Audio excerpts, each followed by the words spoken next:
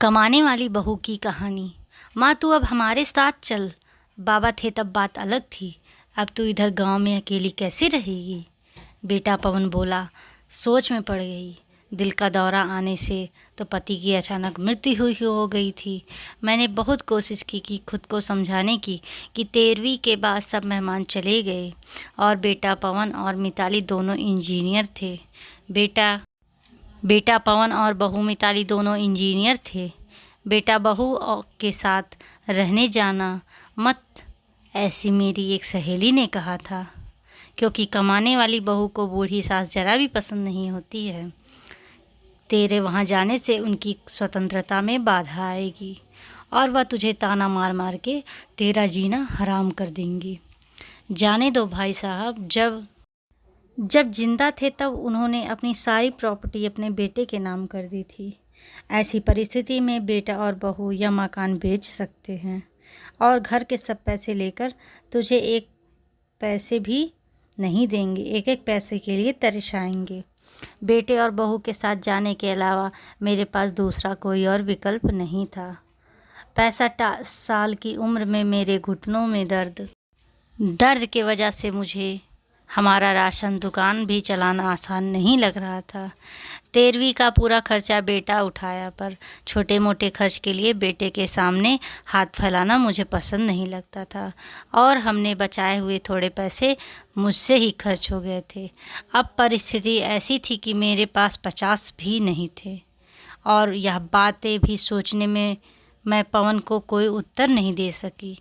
इतने में मिताली बोली, माँ मुझे बताओ कि कौन सी साड़ी रखनी है, मैं आपकी बैग पैक कर रही हूँ। जब मिताली ने ऐसे कहा तब मैं उसे कुछ कह नहीं पाई, चुप रहकर उसके साथ मुंबई आई। पवन और मिताली या दोनों मेरा बहुत ख्याल रखते थे। हम सब बैठकर खाना खाते थे। उनकी याद नहीं आनी चाहिए, इसलिए दोनों मुझे बहुत खुश रखने का प्रयास करते थे। मेरा 7 साल का पोता रेहान तो दादी दादी कहते हुए मेरे पीछे पीछे भागता था। मैंने कोने से भी चीज़ मंगवाई कि वह मुझे तुरंत ला के देता। यह सब देखकर मेरे मन को बहुत शांति मिलती थी। मैं सोचने लगी कि लोग बेवजह की आजकल के लड़के लड़कियों को बदनाम करते हैं और कहते हैं कि बूढ़े माँ बाप का सम्मान नहीं करते हैं, उनकी देखभाल नहीं करते हैं। खासकर बहू कमाने वाली होगी तो सास को ठोकरों पर लगेगी। लेकिन मैंने देखा है कि ये सारी सिर्फ बातें ही, हर उंगली की तरह हर बहू सेम नहीं होती है। आज सब ने बाहर घूमने का प्लान बनाया। हम सब मॉल में गए और उधर घूमते घूमते पवन और मिताली एक दुकान में कुछ खरीदने के लिए रुके और मैं रेहान थोड़ा सा आगे की ओर बढ़ गए। आइसक्रीम की दुकान देखते ही रेहान बोला, दादी मुझे आइसक्रीम खानी है। मेरे ऊपर जैसे बिजली ही गिर गई, क्योंकि मेरे पास तो पैसे ही नहीं थे। दिन में कभी मुझे पैसे की ज़रूरत ही नहीं पड़ी, अभी क्या करें। मेरा उदास चेहरा देखकर रेहान वापस बोला, ले दो ना दादी, प्लीज़ माफ़ कर बेटा, मेरे पर्स मैं घर पर ही भूल गई हूँ। मेरे ऐसे बोलते ही रेहान मेरी तरफ एक अलग ही नज़र से देखने लगा। उसको लगा कि आइसक्रीम लेनी नहीं है, इसलिए दादी बहाने बना रही हैं। पर मैं क्या कर सकती थी, मुझे खुद ही शर्म आ रही थी। मैं कैसी दादी हूँ जो अपने पोते को आइसक्रीम भी नहीं ले सकती। हमने बाहर ही खाना खाया। मिताली ने मेरे पसंद की काजू मसाले की सब्ज़ी ऑर्डर की थी, पर मुझे वह पसंद नहीं आ रही थी। घर आने के बाद सब ने थोड़ी देर टीवी देखी। पवन सोने गया। रेहान को क्या चाहिए और क्या नहीं, वह देखने के लिए मिताली उसके रूम में गई।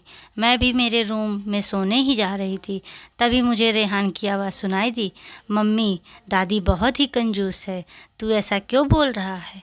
हाँ मम्मी, जब मैं मॉल में घूम रहे थे तब मेरी दादी से आइसक्रीम मांगी तो वह कहने लगी कि मेरा पर्स घर पर ही भूल गया है। यह अच्छा है क्या मम्मी। कंजूस दादी। रेहान क्या है, दादी के बारे में ऐसे बोलने से पहले तुमने सोचा नहीं क्या। तेरी दादी इस वक्त कितनी दुखी हैं तो समझ नहीं सकता दादी को कितना दुख है बेटा। दादी और दादाजी गांव साथ में रहते थे, तभी अचानक दादाजी को हमको सबको हमेशा के लिए छोड़ के जाना पड़ा। जिस व्यक्ति के साथ हम 24 घंटे साथ रहते थे, साथ उठते थे, खाते पीते थे हम। सोच कि दादी जी बिना तेरे दादाजी के कैसे होंगी। ऐसी परिस्थिति में वह अपना पर्स घर पर भूल गई होंगी तो तूने उनको कंजूस कहा। उनका प्यार तुझे दिखा ही नहीं। जब भी तुझे स्कूल में आने में 5 या 10 मिनट भी लेट हो जाता है तब वह बालकनी में खड़ी रहकर तेरी राह देखती हैं। उनके घुटने में बहुत दर्द होता है, फिर भी किसी के बारे में अपनी राय बनाने से पहले उस व्यक्ति के दृष्टिकोण को समझना चाहिए, सोचना चाहिए। यह बातें सुनकर मेरी बहू मुझ पर अभिमान हुआ, मुझे बहुत अभिमान हुआ। उसकी जगह मैं रहती तो कदापि मैं मेरे लड़के को इतने अच्छे से समझा नहीं पाती। दूसरे दिन सुबह पवन ऑफिस गया और रेहान स्कूल मिताली ऑफिस में जाते जाते मेरे हाथ में कुछ पैसे देने लगी। ये क्या है बेटा, मुझे पैसे की ज़रूरत नहीं है, मैं बोली। माँ, किसको कब पैसे की ज़रूरत पड़ जाए कह नहीं जा सकता। आप मंदिर जाते हो, कभी दान पेटी में डालो, कभी रेहान कोई चीज़ के लिए जिद करे तो आप उसे वह चीज़ दे दो। पर बेटा, माँ, जब यही पैसे पवन ने आपको दिए होते तो आपने मना नहीं किया होता क्या?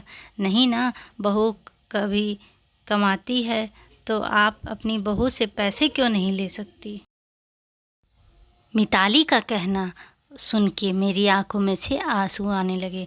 जो मेरा बेटा नहीं समझ सका वह मेरी बहू ने मुझे समझ लिया। मेरी बहू जैसी बहू सबको मिले। मैंने भगवान से प्रार्थना की कि ऐसी बहू मुझे हर जन्म में मिले। लोग बिना कारण कुछ कमाती बहुओं का दुर्व्यवहार देकर सब कुछ कमाती हुई बहुओं को दोष देते हैं। कुछ बहुएं मिताली जैसी समझदार, सुलझी और बड़ों का आदर करने वाली होती हैं। हमारी वीडियो अच्छी लगी हो तो लाइक सब्सक्राइब ज़रूर करिए। Thank you.